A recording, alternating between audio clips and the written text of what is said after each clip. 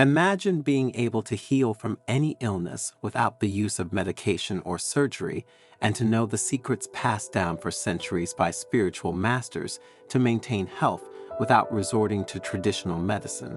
Following the success of the self-healing video, you can find the link in the description. We have decided to delve further into this topic. Stay tuned until the end to discover the secrets to stimulate your self-healing abilities.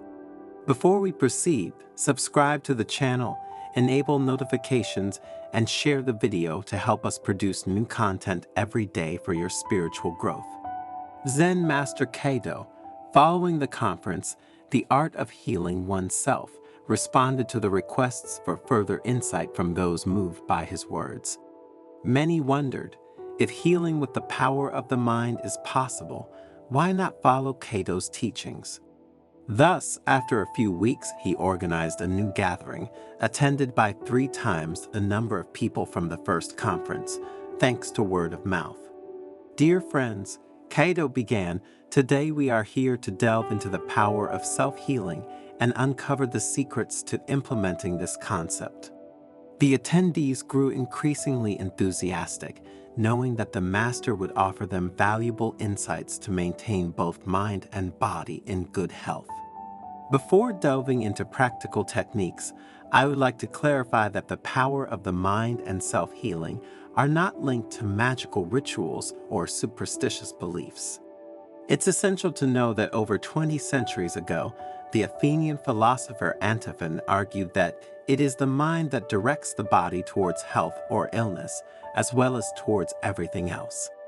In the following centuries, some attempted to confirm this theory, but often the focus was on the physiology of disease, neglecting spiritual and psychological aspects.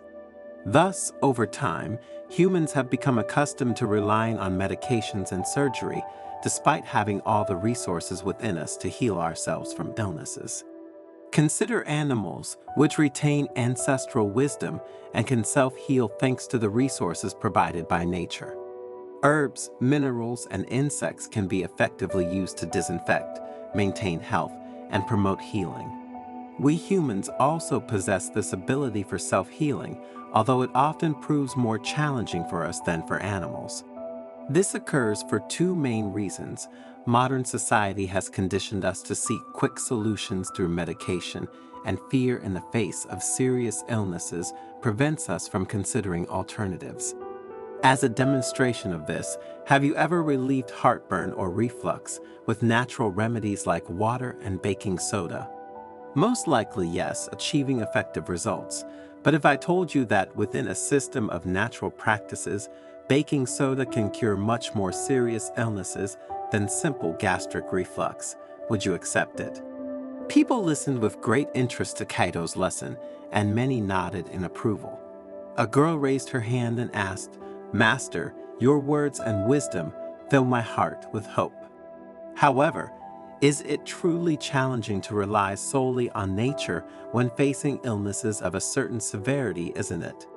Kado replied calmly, "Dear girl, if what you need to feel more at ease are scientific data, I can reveal to you that there are several studies worldwide on this matter. For example, some scientists have scientifically explained why the brain is the organ where the switch for illness is turned on and off, collecting and recounting cases where people have fallen ill or recovered solely through the power of thought. Have you ever heard of the charismatic shock of faith?" Kado continued.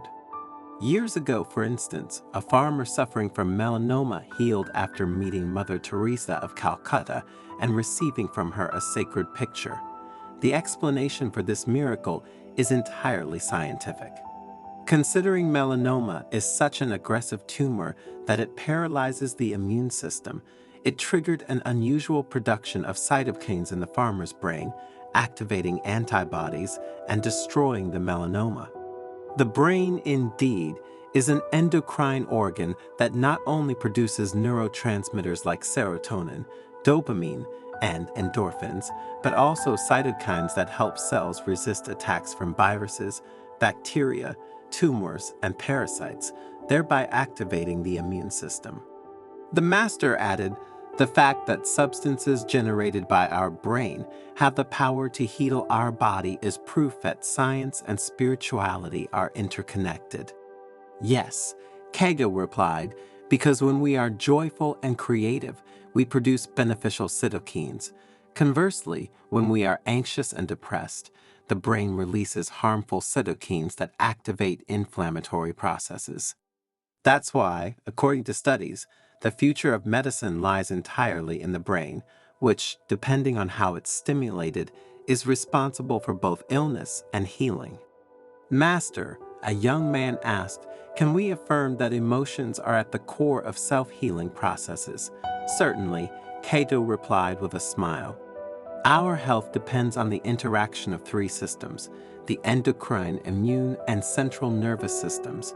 Our emotions, essentially, influence the production of hormones and antibodies, and therefore affect our health. Have you ever heard of the placebo effect? Scientists, in certain studies, administer drugs without any therapeutic effect to volunteers. During these experiments, it becomes evident that a high percentage of people recover, even though the drug had no therapeutic power. This teaches us that in those individuals, a mechanism at both endocrine and psychological levels has been activated, leading to spontaneous healing. In other words, by believing that the drug would heal them, they indeed were healed, but solely thanks to the power of their mind. As the day drew to a close and the sun began to set behind the mountains, another attendee asked, Master Cato, based on what you've explained so far, does language also play a fundamental role in each of our healing processes? Cato, pleased to see the passion and interest of the participants in this topic, replied, Certainly yes, words are a genuine medicine. Have you ever felt better because of the words of someone you love? That's why, similarly, repeating mentally or aloud to ourselves that we are well improves how we actually feel. Since language originates and forms in the brain, the most mysterious and powerful organ we possess, where thought influences language and vice versa.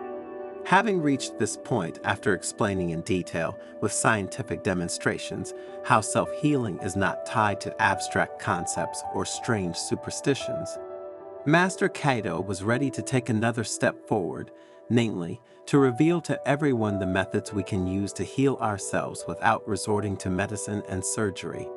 Inspired by Cato and his wisdom, the attendees rose to go to dinner, agreeing to reconvene the next day to learn about these methods. But what does what we've seen so far teach us? Managing one's emotional state optimally means producing tangible improvements at the physiological level. Hence, our overall health and self-healing has existed since time immemorial and is not something to joke about or make light of. There are substances, techniques, and methods to align the power of the mind and chemistry to heal us. In conclusion, we invite you to leave a comment with your opinion on this fascinating topic, and we remind you that we will soon release a video in which we will list and explain in detail the many methods we can use to stay healthy or heal from illnesses.